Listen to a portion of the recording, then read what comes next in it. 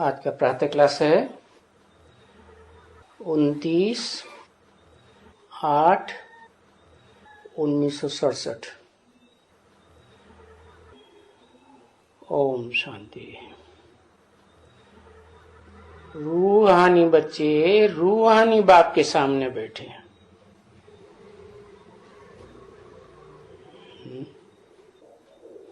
रूहानी बच्चे बैठे हैं और बाकी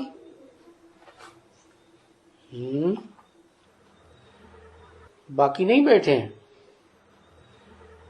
है माना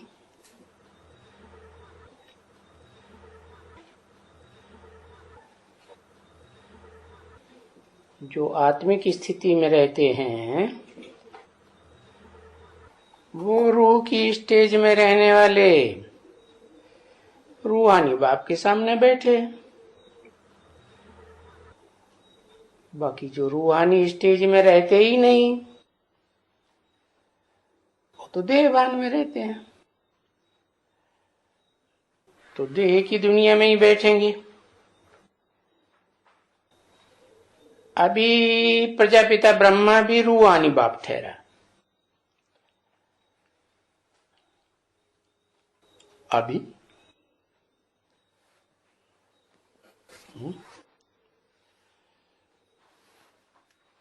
अभी से पहले नहीं। अभी माने क्या? संगम युग में।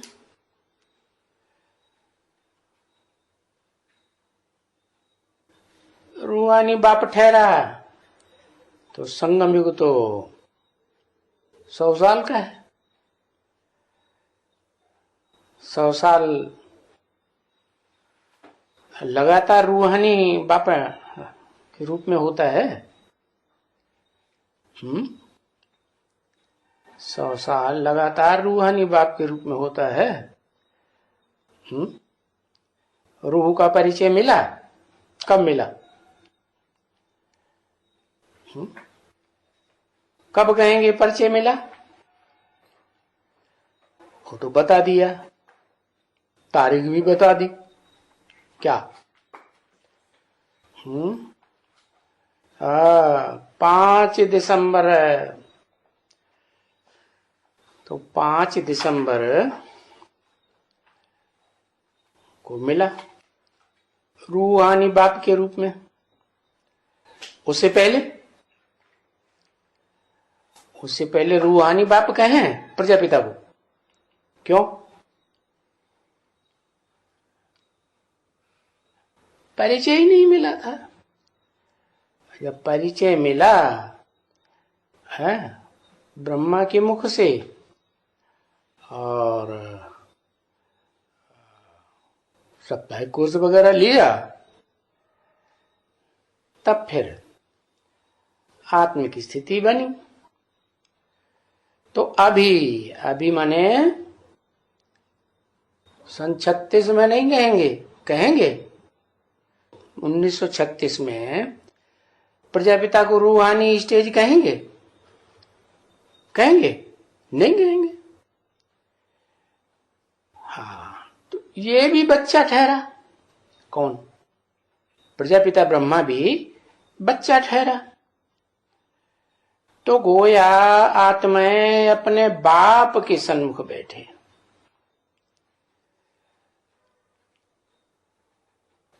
ठीक है ना बच्चे? जरूर कहेंगे कि आत्माएं तो जिस्म के साथ ही सन्मुख बैठेंगे ना, और बाप ही जब कोई जिस्म लेते हैं, है कैसा जिस्म?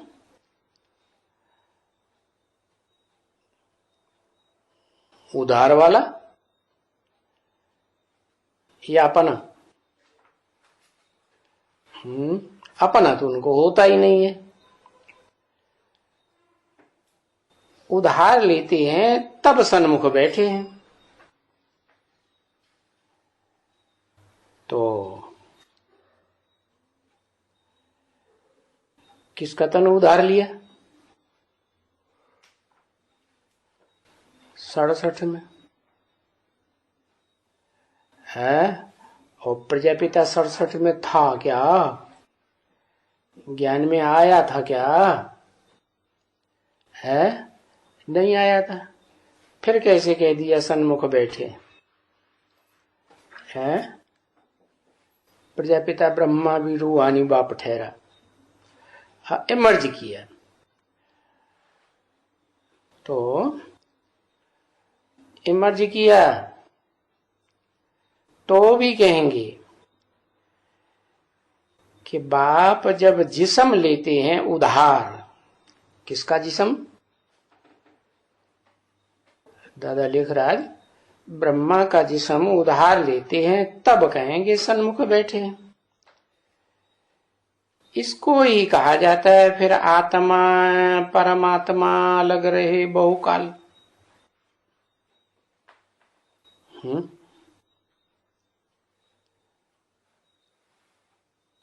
आत्माएं परमात्मा अलग रहे बहुकाल।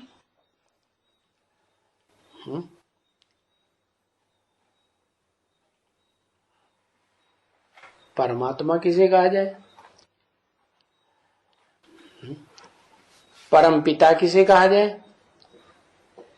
कहते तो है परम पिता परमात्मा, ये तो नहीं कहते कि परमात्मा परम पिता।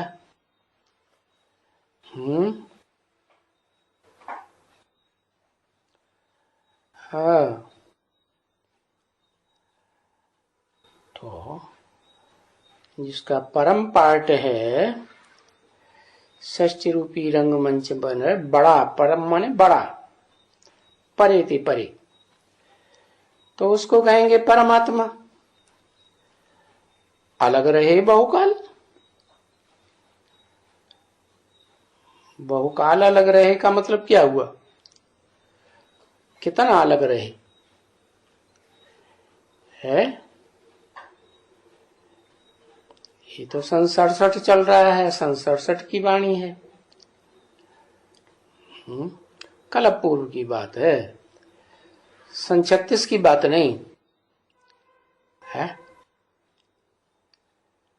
1936 की बात नहीं, 36-37 जब बॉम्ब मंडली शुरू हुई है, क्योंकि उस समय तो है ये परिचय ही नहीं किया दिया जाता कि आत्मा का रूप क्या है और परम पिता का रूप क्या है, परमात्मा किसे कहा जाता है। ये तो जब ब्रह्मा के तन में आए तब पता चला। तो अभी तुम बच्चे समझ गए कि परम पिता परमात्मा को तो ऊंचे से ऊंचा बाप कहा जाएगा है। अब यहां दोनों शब्द लगा दिए, परम पिता भी लगा दिया और परमात्मा भी लगा दिया है। क्यों? क्योंकि ऊंचे से ऊंचा पार्ट परमात्मा में प्रवेश किए बगैर चल ही नहीं सकता। ब्रह्मा के द्वारा बैठे हैं उधार तन के लेकर के, तो वो ऊंचे से ऊंचा कहेंगे? नहीं कहेंगे। वो अभी तुम बच्चे समझ गए हो कि परमपिता परमात्मा किसको कहा जाए? बेहद का। फिर उनको ईश्वर भी कहा जाता है?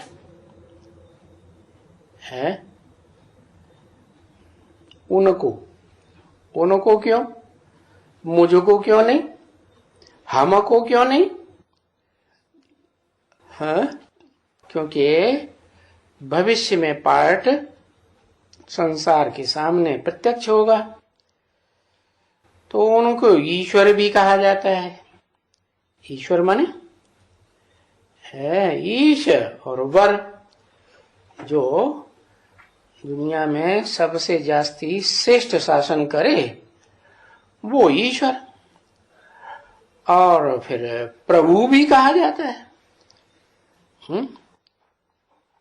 प्र माने प्रकृष्ट, भू माने जन्म लेने वाला, सामान्य रूप से जन्म लेने वाला नहीं। जैसे बच्चों का जन्म होता है, ये जैसे सूक्ष्म शरीरधारी भूत प्रेतों का प्रत्यक्षीकरण होता है, नहीं। प्रभु कहा जाता है, परमात्मा कहा जाता है?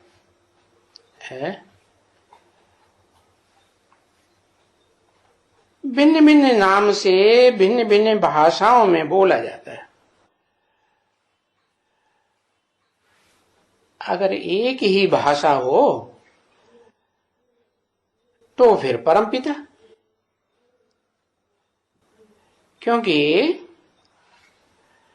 परमपिता कभी भी लौकिक पिता को नहीं कहा जाता, क्योंकि लौकिक जो पिता होते हैं बहुत तो जन्म जन्मांतर के अनेक होते हैं, साधारण बात हो गई, उनको तो टैली भी नहीं कर सकते। क्योंकि पार्ट के आधार पर कहा जाएगा परमपिता कौन है। और तुम बच्चे सिर्फ परमपिता भी लिखा तो भी कोई हर्जा नहीं है। तुम बच्चे क्यों? क्योंकि परमपिता का अर्थ ही रहता है जो सबका पिता एक हो, सब धर्म वालों का एक पिता, तो उसको परम पिता ही कहा जाएगा, कहा जाता है। तो ये बच्चे जानते हैं कि हम परम पिता के साथ बैठे हैं। या फिर परमात्मा उड़ा दिया। बच्चे जानते हैं कि इसके साथ बैठे हैं अभी, परम पिता के साथ या परम पिता परमात्मा के साथ, दोनों के साथ, एक के साथ बैठे हैं, परम पिता के साथ, क्योंकि वो है आत्माओं का बाप है, जिसका कोई बाप नहीं। ये हम जानते हैं क्या कि परमपिता और हम आत्माएं शांति धाम के रहने वाले हैं।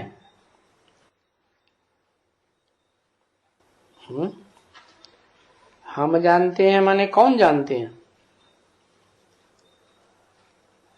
है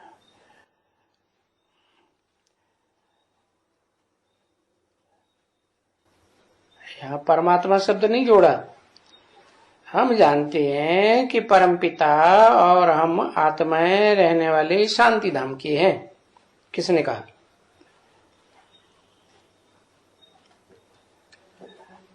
हाँ, ब्रह्मा बाबा ने कहा। हम क्यों कहा कि परमपिता भी और हम आत्माएं बच्चे भी शांति धाम में हैं, रहने वाले हैं, और यहां पार्ट बजाने आते हैं। यहां मैंने कहा इस सृष्टि पर पार्ट बजाने आते हैं, माने इस सृष्टि के रहवासी नहीं है सदाकाल। सदाकाल इस सृष्टि के रहवासी कौन होंगे? है अकेला परमात्मा। अरे परमात्मा ने परम पार्टधारी माने हीरो पार्टधारी, तो अकेला ही सृष्टि पर पार्ट बजाता है क्या? है नहीं। वो तो जो भी रुद्रमाला के मणके हैं, रुद्र के बच्चे हैं, आत्मिक स्थिति वालों की यादगार बनी है रुद्राक्ष माला, जिसमें छिलका नहीं होता, दिखाते हैं ऐसे। तो यहाँ पार्ट बजाने आते हैं कौन? रुद्रमाला के मणके पार्ट बजाने आते हैं, या रुद्रमाला के अलावा जो सतयुग से जन्म लेते हैं राधा कृष्ण के जन्म लेने के साथ साथ या बाद में वो आते हैं? कौन आते हैं शांति धाम से पार्ट बजाने के लिए? आते हैं वही जो कहा जाता है 16 कला संपूर्ण कृष्ण राधा, और उनके साथ जो भी आते हैं पार्ट बजाने, वो सब कहां से आते हैं? इस दुनिया में रहते हैं, इस दुनिया से बाहर पार्ट बजा के आते हैं। बताया, यहां आते हैं पार्ट बजाने। तो हमने तो पार्ट बजाया है, कहां से लेकर क्या कहेंगे? सतयुग से लेकर कलयुग तक पार्ट बजाया है। ये भी किसने बोला है? और हमने क्यों कहा? इस हमने शब्द में तो परमपिता तो नहीं आएगा, आएगा नहीं। तो हमने तो पार्ट बजाया है सतयुग से लेकर कलयुग अंत तक। हमने माने किसने? जो भी 84 जन्म लेने वाले हैं राधा कृष्ण के साथ, उन बच्चों ने। तो इन बच्चों को तो अभी मालूम है क्या कि हमने सतयुग आदि से लेकर कलयुग तक पार्ट बजाया है शांति धाम से आकर। तो ये मालूम हुआ कि ये हो गई रचना।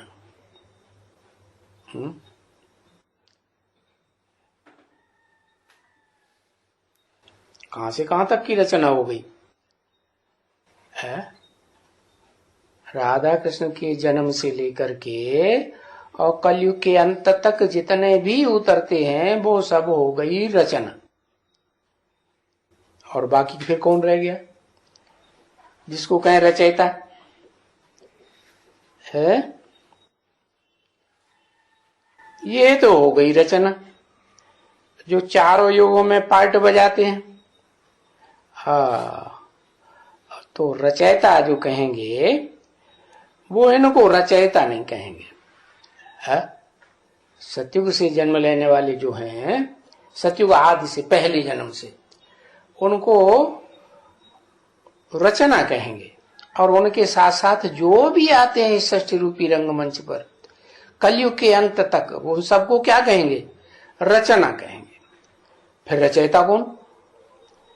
रचयिता ने समझाया है, माने हम रचना ने नहीं समझा है।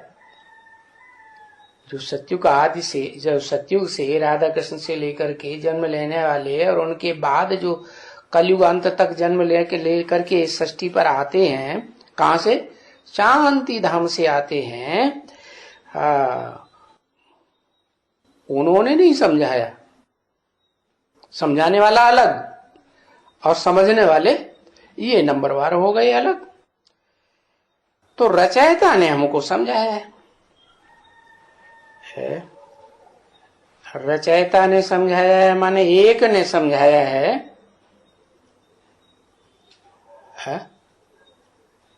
रचयिता माने ऐसे थोड़ी बोला रचयिताओं ने समझाया है।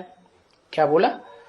रचयिता ने समझाया है कि तुम बच्चों ने, तुमको कोई आगे मालूम था है? क्या बात मालूम थी? कि हमने कोई 84 का चक्कर लगाया है। पहले तो भक्ति मार्ग में यही समझते थे 84 लाख योनियों में चक्कर लगाते हैं, आगे तो मालूम ही नहीं था। तो रचना को यानी बच्चों को मालूम ही नहीं था। ये सब क्या हो गए?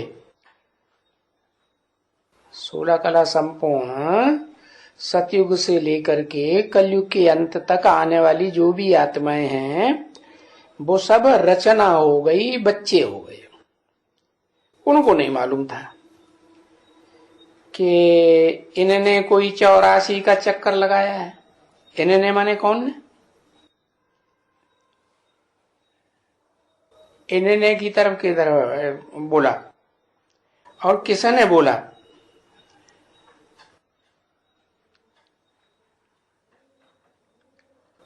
ऊपर वाले ने बोला।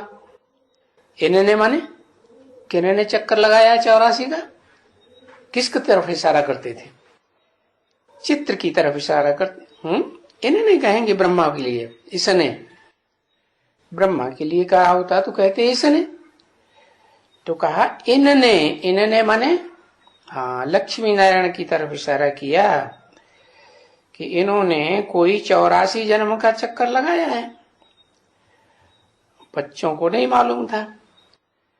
तो अभी तुम बच्चों को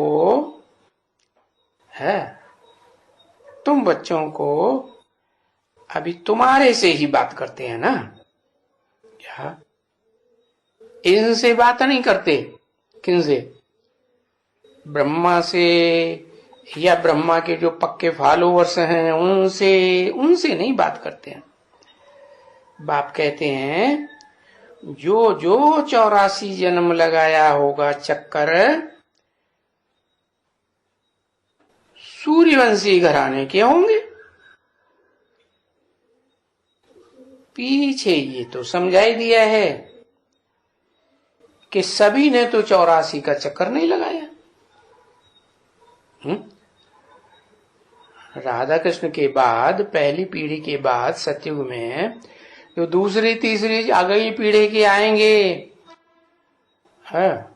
वो तो 84 जन्म नहीं लेंगे, उनके जन्म कम हो जाएंगे। कुछ न कुछ फर्क जरूर रहता है। आते हैं जो पीछे पीछे आते हैं। क्या? कहां से आते हैं? परम धाम से भी 84 जन्म लेने वाले जो हैं उनके पीछे पीछे आते हैं और जाते हैं। आते भी हैं पीछे पीछे, और जब जाने का नंबर लगेगा महाविनाश काल में, कलयुग के अंत में, तो वो पीछे ही पीछे आते हैं, पीछे ही पीछे जाते हैं। अभी इनका बैठ करके हिसाब करें। क्या हिसाब करें कि कौन कौन है, कितने कितने जन्म लेते हैं, और कौन पहले आते हैं, कौन बाद में आते हैं, और कौन पीछे पीछे जाते हैं, पीछे पीछे आते हैं। तो इसमें तो मेहनत चाहिए, क्योंकि ये तो बात हो गई मैथमेटिक की। हिसाब लगाना पड़ेगा कि कितने कब आते हैं, कहां आते हैं, कौन पीछे पीछे आते हैं, और कितने आगे आगे आते हैं। तो यहां तो अपना 84 जन्म को ही समझना है। 84 का चक्कर कैसे लगता है। अभी लाखों की बात तो गई। क्या लाखों की बात गई? कि लाखों जन्म होते हैं षष्ठी चक्र में, है वो एक कल्प में लाखों जन्म होते हैं, वो बात तो खत्म हो गई। इसलिए युग की भी, ये कल्प वृक्ष की भी लाखों की बात गई। क्या ना, कोई युग में ऐसे होता है कि उन्होंने लाखों वर्ष का युग लगा दिया है। जब लाखों जन्म लेंगे, 84 लाख योनियों में भ्रमण करेंगे, तो उन्होंने युग की आयु भी, एक एक युग की आयु लाखों वर्ष लगा दी। तो इसलिए युग की आयु भी लाखों वर्ष नहीं हो सकती, और कल्प वृक्ष की पूरे की आयु भी लाखों वर्ष नहीं हो सकती।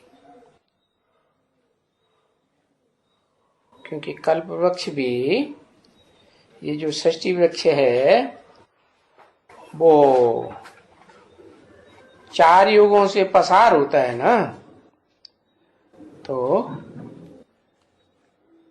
इससे 4 युगों में पसार होने वाले कल्प वृक्ष की भी आयु लाखों वर्ष नहीं हो सकती, क्योंकि 84 जन्म का हिसाब तो बता ही दिया। क्या? इस सतयुग में 8 जन्म, त्रेता में 12-13 जन्म और द्वापर में 21 जन्म और कलयुग में 42 जन्म। तो टोटल इतने ही जन्म तो होते हैं, तो लाखों के वर्ष की कैसे बात हो सकती है? फिर तो जन्म भी ज्यादा हो जाए और आयु भी ज्यादा हो जाएगी। आयु भी तो बता दी। तो बताया ये बच्चों को मालूम हुआ कि हर 5000 वर्ष हम जो पार्टधारी आत्माएं हैं, इस बेहद नाटक में पार्टधारी है ना, कहां से लेकर पार्ट बजना शुरू होता है? ऊंचे ते ऊंचे भगवंत से लेकर के पार्ट शुरू होता है। तो ऊंचे ते ऊंचा भगवंत कौन हुआ है? क्या सतयुग में राधा कृष्ण को कहें ऊंचे ते ऊंचा भगवंत? नहीं, तो रचना है ना। रचना से तो ऊंचा कौन होता है? रचयिता होता है। तो जो 84 जन्म लेने वाले हैं, उनसे भी क्रॉस करके जो पार्ट बजाने वाली आत्माएं हैं, उनकी बात बताई कि उन आत्माओं में जो रचयिता का पार्टधारी है, वो है ऊंचे ते ऊंचा भगवंत। तो उस ऊंचे ते ऊंचे भगवान का विचित्र पार्ट है। क्या समझते हैं ना? विचित्र पार्ट है। क्यों? उसका चित्र नहीं है। वि माने विपरीत, चित्र माने चित्र, फोटो। तो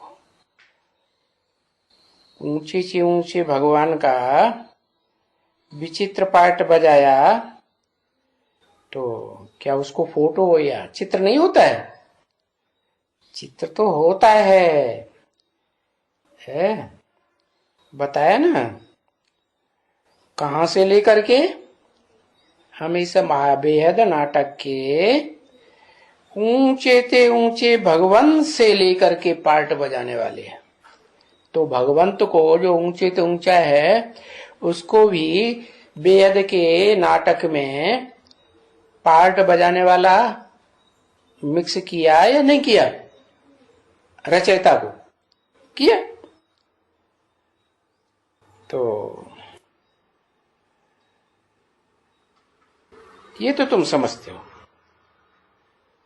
क्योंकि बाबा ने समझाया ना कि बहुत विचित्र पार्ट है।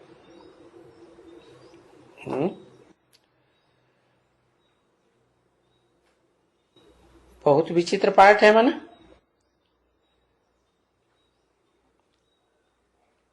ब्रह्मा और विष्णु का कोई विचित्र पार्ट नहीं कहेंगे,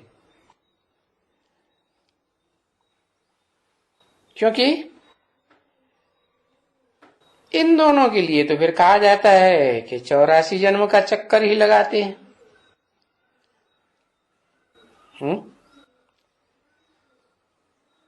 इन दोनों के लिए, ब्रह्मा और विष्णु के लिए कहा जाता है। कहाँ कहा जाता है? शास्त्रों में, कि 84 जन्म का चक्कर यही लगाते हैं। शिव बाबा तो कोई इतना पार्ट ही नहीं धरते हैं। अरे मुरली में तो बोल दिया, इस षष्ठी पर सदा कायम कोई चीज है नहीं, सदा कायम तो एक शिव बाबा ही है। फिर क्यों बताया कि षष्ठी रंगमंच पर इनका इतना पाठ नहीं धरते हैं। इतना माने जितना ब्रह्मा सो विष्णु पाठ धरते हैं, ऐसे क्यों कहा? क्योंकि दुनिया इस विचित्र पाठधारी को 84 के चक्र में पहचान पाती है? पहचान ही नहीं पाती। तो बताया इतना इनका पाठ नहीं, बाकी नाम तो रखा हुआ है। क्या? काम के आधार पर। क्या काम? क्या नाम और क्या काम? शंकर द्वारा विनाश। तो नाम रखा हुआ है भाई, विनाश कराते हैं। तो नाम है तो पार्ट भी होगा।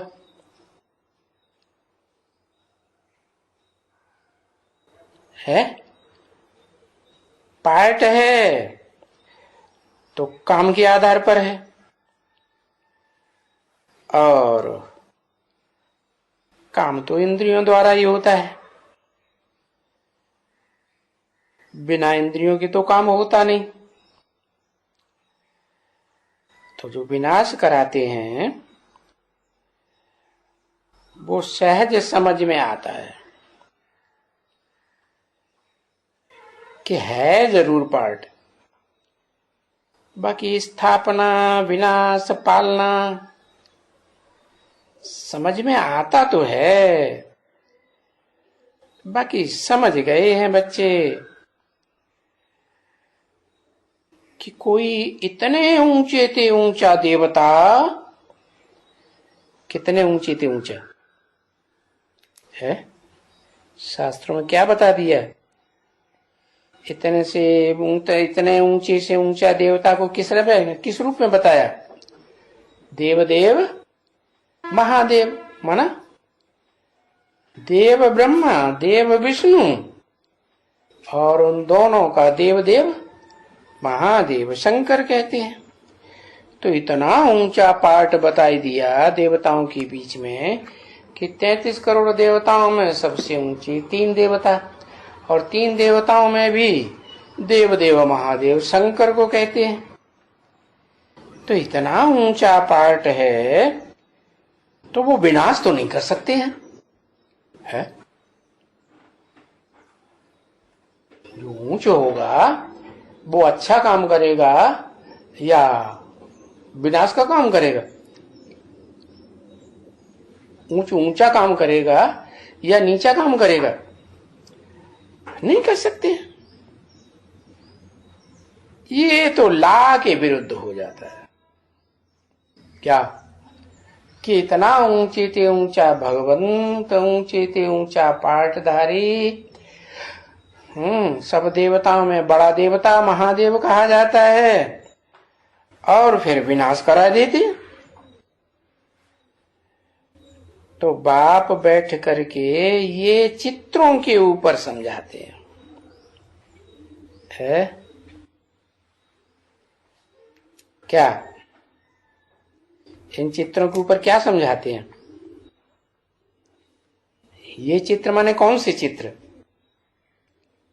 यही त्रिमूर्ति वगैरह। तो त्रिमूर्ति के ऊपर समझाते हैं। समझाना है, ऐसे नहीं कि नहीं समझाना है, क्योंकि ये चित्र समझाने के लिए तुम बच्चों ने ही दिया है ना बना करके, तो समझाना है। तो ये तो जरूर समझाना है बरोबर कि और कोई युग में विनाश नहीं होता है? जो उन्होंने शास्त्रों में दिखाई दिया कि द्वापर के अंत में श्री कृष्ण भगवान आया और महाभारत युद्ध कराया, और फिर उसके बाद यादवों का मूसलों का युद्ध हुआ, वो खुद भी खत्म हो गए और सारी दुनिया का ध्वंस कर दिया। ऐसे तो होता नहीं, बरोबर संगम युग पर विनाश जरूर होता है और होना ही है। यानी बुद्धि कहती है कि जो कलयुग के अंत में पुरानी दुनिया हो जाती है तमोप्रधान कलह कलेश वाली, उसका विनाश जरूर होना है। और विनाश कोई उनसे नहीं होता है किन से? उनसे माने किस तरफ इशारा किया? शंकर से विनाश नहीं हो, ऊंचे ते ऊंचे भगवंत के द्वारा विनाश नहीं होता है। विनाश होता है, सिर्फ प्रेरक कह देते हैं कि हाँ शंकर ने प्रेरणा दी, तो वो मिसाइल से बनाने वालों ने उन्होंने एटम बम फोड़ दिए। या तो कहते हैं कि असुर संहारणी शक्तियां, क्योंकि विनाश तो होता है अपवित्रता से है। तो अपवित्रता में कोई लेफ्टिस्ट देवियां भी होंगी कि नहीं होंगी, है जो क्या करें, वो लेफ्ट हैंड का जो काम होता है, कचड़े की सफाई, गंदगी की सफाई, वो कार्य करें। तो बताते हैं कि प्रेरणा दी किसको? महाकाली को और महाकाली की भुजाओं को। तो प्रेरक कह देते हैं है।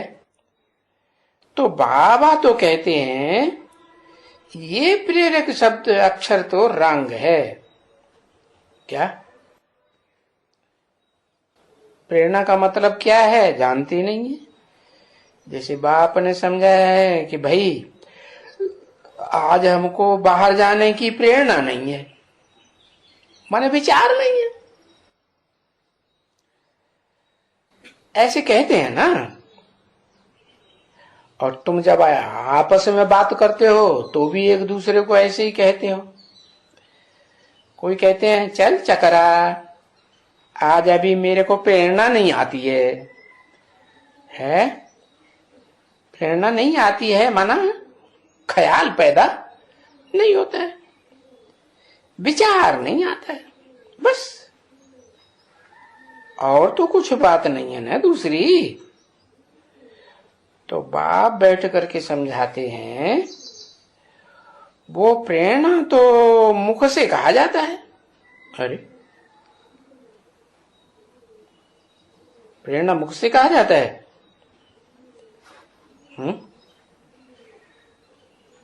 भाई ऐसे मुझे प्रेरणा आई है कि तुमको हम ये राय देवे, ऐसा विचार आया। तो ये प्रेरणा का अक्षर कोई बड़ा नहीं है? फिर बड़ा क्या है? बड़ा क्या कहें?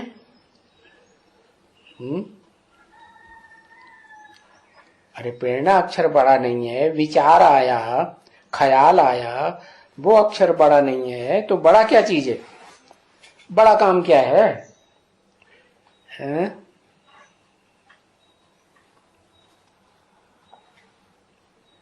प्रैक्टिकल। अच्छा तो शंकर जी क्या हाथ में एटम बम लेके फोड़ते हैं? नहीं। बड़ा क्या है? बड़ा है ऐसा वाइब्रेशन बनाए देना जिस व्यक्ति के ऊपर वो वाइब्रेशन फेंकना हो तो उसको कहेंगे बड़ा काम है वशीकरण मंत्र। क्या? कोई भी आत्मा को दूर बैठे बैठे वशीभूत कर लो, जैसा काम उससे कराना चाहो योग बल से वो काम करा लो। तो प्रेरणा अक्षर कोई बड़ा नहीं है। और परमात्मा कोई प्रेरणा से काम नहीं करते हैं। यहां भी परमपिता नाम नहीं लिया। कौन? परमात्मा माने परम पार्टधारी जो है, हीरो पार्टधारी, वो प्रेरणा से काम नहीं करता है। देखो, प्रेरणा से करते हैं क्या? प्रेरणा से ज्ञान कोई मिल सकता है? अगर प्रेरणा से ज्ञान मिल सकता हो फिर तो बाप को यहां आने की दरकार ही नहीं। बाप आते हैं तो वो आकर के कर्मेंद्रियों से कर्म का होता है, मुख से बोलते हैं ना। तो तुम बच्चे देखते हो कि बरोबर वो करण करावनहार है कौन? करनहार भी है और करावनहार भी है। कौन? वो माने कौन? जो भविष्य में पार्ट बजने वाला है, परमात्मा का, परम पाठधारी का, हीरो पाठधारी का, वो करनहार भी है और करावनहार भी है। तो जरूर वो कराएंगे। ऐसे ही छोड़ देंगे क्या? बच्चों से कराएंगे और करेंगे भी वो जरूर। पहले क्या करेंगे? करेंगे या कराएंगे? पहले क्या? पहले कराएंगे? नहीं, पहले करेंगे, फिर करके दिखाएंगे, फिर अगर नहीं मानते तो समझाया जाता है, करके दिखाया जाता है, फिर जबरियन भी कराया जाता है। तो बताया कि करेंगे भी जरूर। शरीर बिगड़ तो नहीं करते हैं ना। जो भी करेंगे वो शरीर की कर्मेंद्रियों से ही करेंगे ना। तो ये तो बच्चों को मालूम है। 29-8-67 की वाणी का दूसरा पेज। इन बातों का बच्चों को मालूम है। बाकी ईश्वर के बारे में कोई मनुष्य को पता नहीं है कि ईश्वर क्या चीज है, क्योंकि वो सुनाया है ना बाप ने कि पुराने ऋषि मुनि भी कह रहे हैं कि हम ईश्वर को नहीं जानते। और बच्चे भी विचार करते हैं कि बरोबर बात है, पर विचार करते हैं ना कि बाप बिगड़ है, ईश्वर बिगड़ है। कोई को भी ना अपनी आत्मा का ज्ञान है, ना आत्मा के बाप का, ईश्वर का ज्ञान है। क्योंकि फिर भी तो है, फिर भी तो ये डायरेक्टर क्रिएटर है ना मुख्य। लो, ये कह के किसकी तरफ इशारा किया है? डायरेक्टर भी है और मुख्य क्रिएटर भी है, माने रचयिता भी है, डायरेक्टर भी है। परमात्मा की तरफ बात हो रही है। तो जरूर तुम सभी यहां तो आएंगे जरूर ना। है ऐसे थोड़े ही कि ऊपर बैठे प्रेरणा कर देंगे। तो मुख्य जो क्रिएटर है उसे क्रिएटर तो कहते ही है ना। क्या क्या क्रिएट करते हैं? है पुरानी दुनिया है, दुनिया में तमो प्रधान दुनिया, नई तो है नहीं। तो जो चीज नहीं है वो क्रिएट करते हैं, है? जैसे कुम्हार है, मिट्टी है, घड़ा तो है ही नहीं, तो कुम्हार क्या करते हैं? घड़ा क्रिएट करते हैं ना, बनाते हैं। क्रिएटर कहा जाता है, रचयिता है। और पीछे डायरेक्टर भी कहा जाता है। क्या पहले क्रिएट करते हैं फिर पीछे डायरेक्टर क्यों बताया है? डायरेक्टर माने कि सबकी नजरों में सन्मुख नहीं आते हैं।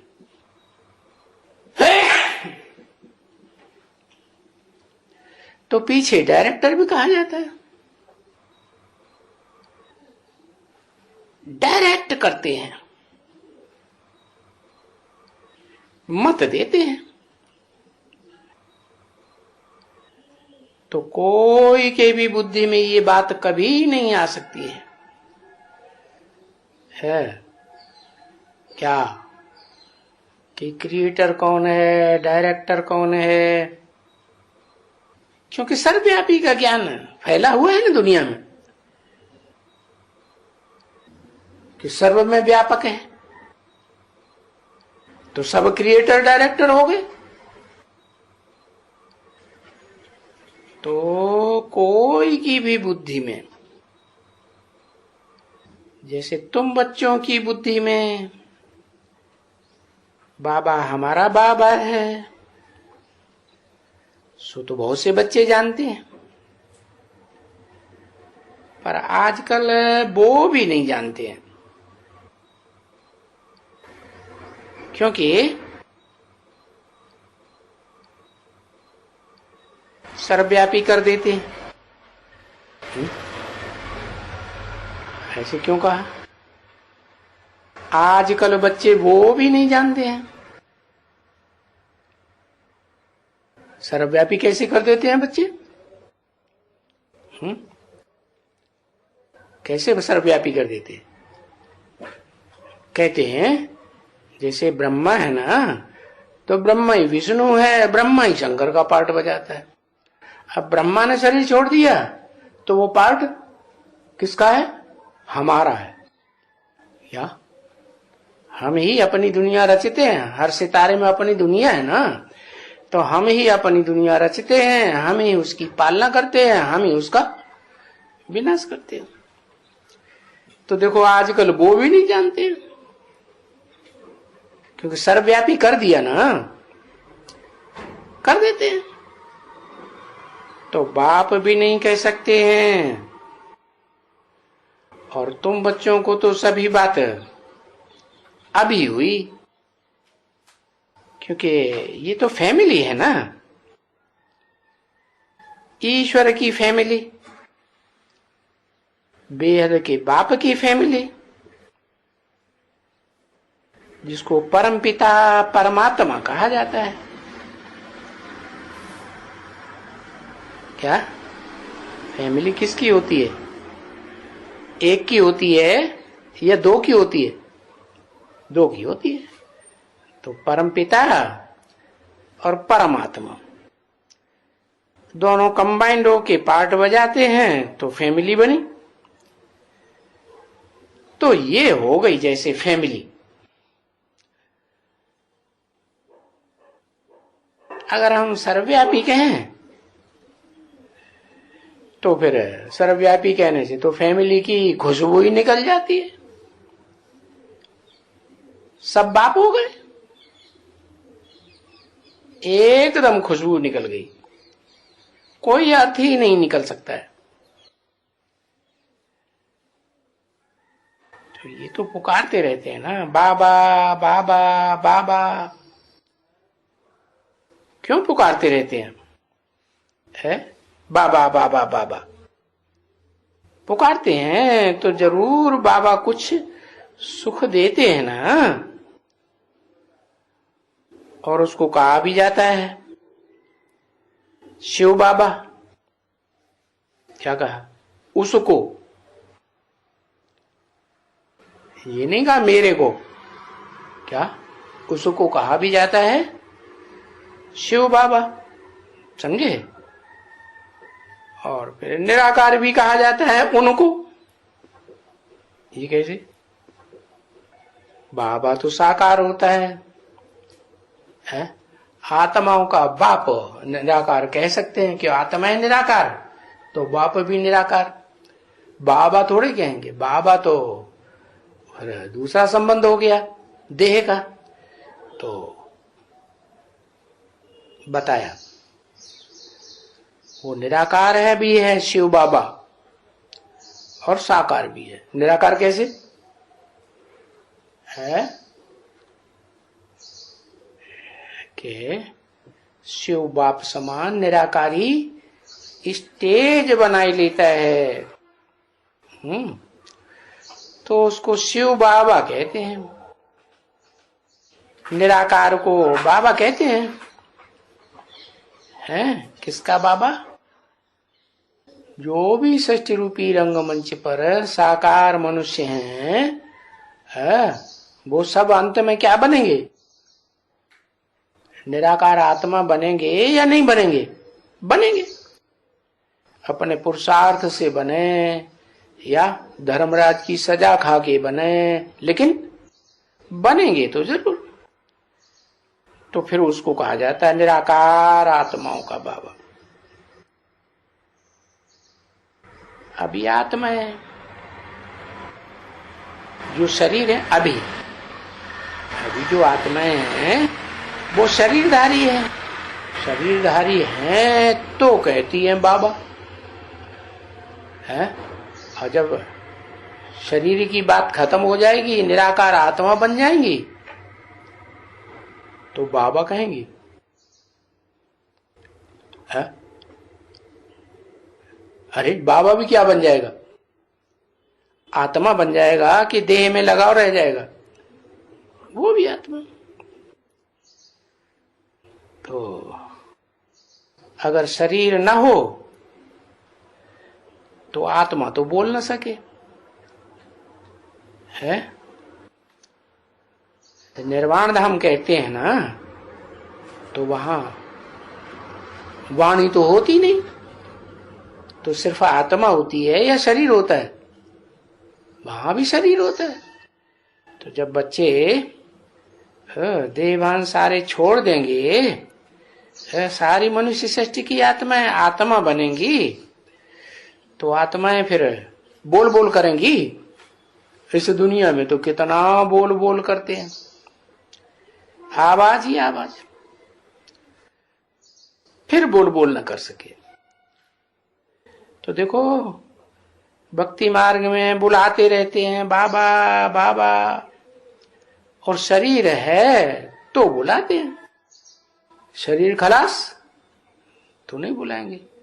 तो ज्ञान मार्ग कहेंगे, है? ज्ञान मार्ग में क्या कहते हैं? ज्ञान मार्ग में शरीर को प्रेफरेंस देते हैं या आत्मा को प्रेफरेंस देते हैं? आत्मा को देते हैं। तो आत्मा बनेंगे तो शरीर के द्वारा आवाज निकालने की बात ही खत्म। बार बार अभी बुलाते हैं भक्ति मार्ग में। जब दुख होता है फिर बाबा ही याद आते हैं, है? ये बाबा क्यों याद आते हैं? है? क्योंकि समझते हो कि बाबा ही सबका दुख हरता और सुख करता है और शांति करता भी है। क्या इस दुनिया में बाबा के अलावा इतने धर्म पिताएं आए, कोई ने सुखी दुनिया नहीं बनाई है, और कोई ने दुख दर्द हारे नहीं और ही बढ़ते गए। और जब दुख दर्द बढ़ते हैं तो अशांति भी अशांति भी बढ़ती है। तो सबकी बुद्धि में पक्का बैठा हुआ है कि सिवाय परमपिता के जो साकार में इस सृष्टि पर आता है, साकार शरीर में आता है, तब शिव बाबा कहा जाता है।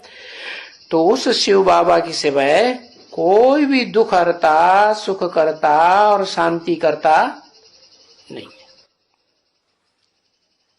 और ये भी बात तुम बच्चे समझते हैं,